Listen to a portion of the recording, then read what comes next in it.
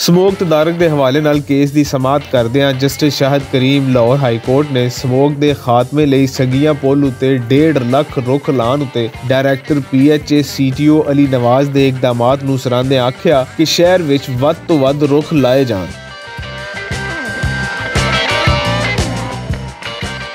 ख्याल रवे समोक तदारक ते माहौलियाती तब्दीलियां दे मुज़र असरात तो बचन लई रुख एक अहम किरदार अदा करते हैं। वफाकी वजीर बराए माहौलियाती तब्दीली सैनेटर शहरी रहमान ने इस गल उत्ते जोर दिता कि आबो हवा नूं महफूज रखने लई ठोस काम करन दी लोड़ है। उन्हां माहौलियाती तब्दीलियां नाल निबड़न लई क्लाइमेट फाइनेंस इतिहाद दी जरूरत उत्ते भी जोर दिता, जिहदे बादों COP27 इजलास विच इस तरह दा एक फंड भी कायम कर दिता गया। चेते रवे पाकिस्तान विच सरगर्म टिंबर माफिया ने जंगलां ते रुखां दा इस हिसाब नाल सफाया किया है कि मौसमियाती तब्दीलियां दे संगीन हालात पैदा हो गए हैं, जिस दी एक जिंदा मिसाल तारीख दा हालिया बदतरीन सैलाब है। मौसमियाती तब्दीलियां बारे होने वाली आलमी कॉन्फ्रेंस विच अक़वाम मुत्तहिदा दे सैकटरी जनरल अंतोनियो गुतरेस ने भी तस्लीम किया है कि सैलाब नाल पाकिस्तान विच फसलां, लोकां दे रोजगार ते निज़ामे जिंदगी नूं डाढा नुकसान पहुंचे। वाज़े रवे अक़वाम मुत्तहिदा दी मौसमियाती तब्दीलियां ते मसलियां दे हल बारे आलमी तंजीम COP27 दे नायब सदर वज़ीर आज़म पाकिस्तान शहबाज शरीफ ने,